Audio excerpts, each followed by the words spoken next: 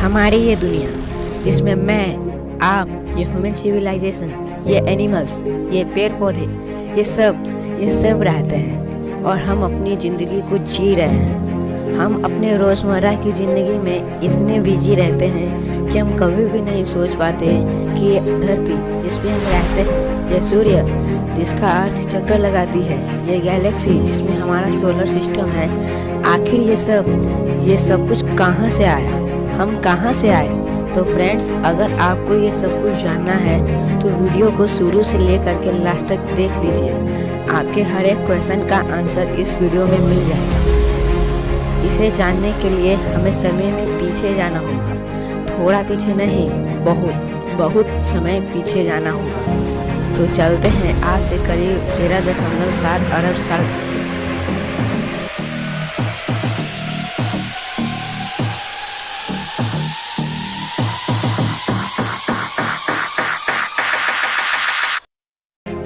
आज से करीब 13.7 अरब साल पहले यह है एक डॉट जिसका साइज एक एटम के न्यूक्लियर से भी कम है। इस यूनिवर्स में जो भी होने वाला है, इस यूनिवर्स में जितनी भी घटनाएं घटने वाली है, सब इस छोटे से बिंदु में समाया हुआ है और यहाँ समय जैसा कुछ भी नहीं है। पर अब कुछ रहस्यमय कारण के चलते अब ये बिंदु अचानक हुए एक एक्सप्लोजन के कारण अपने अस्तित्व में आया और एक पल में ही ये ब्रह्मांड अपने अस्तित्व में आ गया।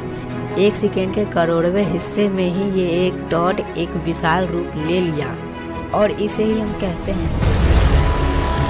और आप जो ये देख रहे हो, ये सब कुछ एनर्जी यानी ऊर्जा है जिसका टेम्परेचर बहुत अधिक है और फिर ये एनर्जी पूरी तरह से लाइट की स्पीड से भी ज़्यादा की स्पीड में फैलती गई और इसी के साथ जन्म हुआ इस यूनिवर्स का और इसी के साथ समय भी अपने अस्तित्व में आ गया।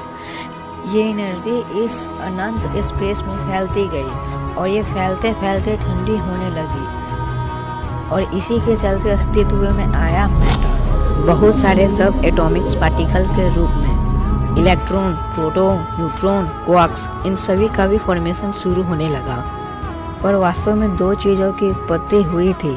एक थी मैटर जिससे ये ब्रह्मांड बनने वाला था, जिससे आप बनने वाले थे, और बाकी था एंटी मैटर जो मैटर का अपोजिट है।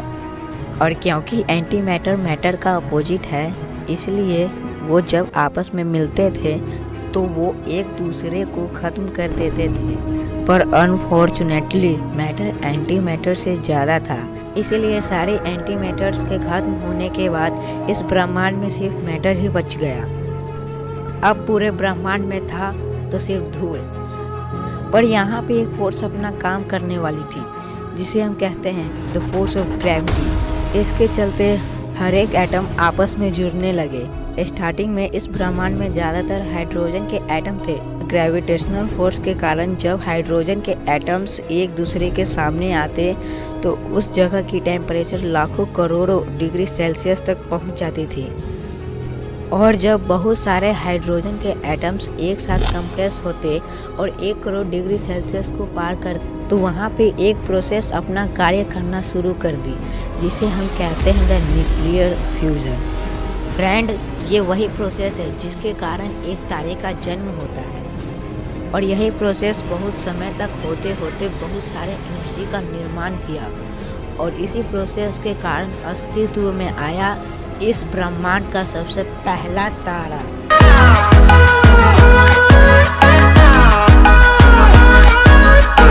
कई करोड़ों साल के अंतराल के बाद इस यूनिवर्स में अनगिनत तारे बन गए जिससे अब इस ब्रह्मांड में रोशनी आने वाली थी और कुछ ही समय में इस ब्रह्मांड में हजारों तारे बन गए और कुछ लाख सालों के बाद करोड़ों तारे बन गए और ये तारे बहुत सारे तारों के साथ मिलकर निर्माण किए गैलेक्सी का। ऐसे ही करते करते यूनिवर्स रोशनी से जगमगा उठा और ऐसे ही अरबों खरबों गैलेक्सी के बीच था हमारा गैलेक्सी द मिल्की वे। मतलब वो गैलेक्सी जिसमें हम और आप रह रहे हो और इस गैलेक्सी में है ये अरबों खरबों तारे। पर एक जगह पर अभी भी कुछ धूल बाकी थी। पर अब ग्रेविटी अपना खेल शुरू किया और ग्रेविटी ने अपने पावर से ये सारे हाइड्रोजन के एटम्स को एक साथ करना शुरू कर दिया और इसी के साथ बहुत सारे एस्टेरॉयड्स मिलकर प्लैनेट्स का निर्माण करना शुरू कर दिए और वो हाइड्रोजन के धूल एक साथ कंप्रेस होना शुरू कर दिए और टेम्परेचर इतना बढ़ गया कि वो प्रोसेस जिससे तारे का निर्माण होता है यानी न्यूक्लियर फ्यूजन वो घट गई और तभी जन्म लिया हमारे सूर्य।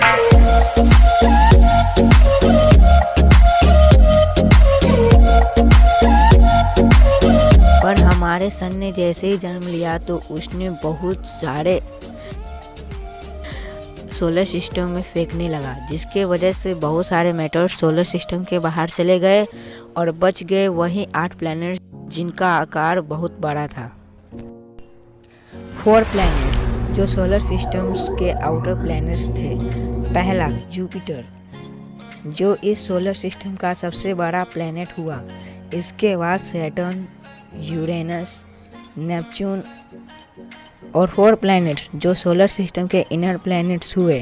पहला मरकरी जो सबसे छोटा था, इसके बाद वेनस, मार्स और एटलीस्ट एक ऐसा ग्रह था जिस पर मेरा और आपका जन्म होने वाला था और जिस ग्रह का नाम हम भविष्य में धरती रखने वाले थे। ये वही ग्रह है जिस पर आप अपनी रोज़मर्रा की ज़िंदगी को जी रहे हैं। फ्रेंड्स, क्या आप ये इमेजिन कर सकते हो कि आपके जन्म से पहले इतना सब कुछ घटित हो चुका है।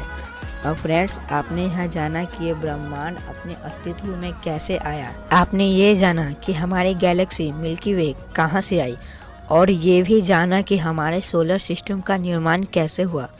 अब फ्रेंड्स, अब आते हैं अपने प्रेजेंट टाइम में और आपको बस एक छोटा सा कार्य करना है कि आप बस इस वीडियो के नीचे दिए गए लाइक बटन को प्रेस कर दें और अपने दोस्तों को भी शेयर ज़रूर करें ताकि वो भी जाने कि कैसे यूनिवर्स की उत्पत्ति हुई। और इस चैनल को सब्सक्राइब करना बिल्कुल ना भूलें। मैं मिलता हूँ एक और ऐसे इंटरेस्टिंग वीडियो के साथ। तब तक के लिए बी हैप्पी।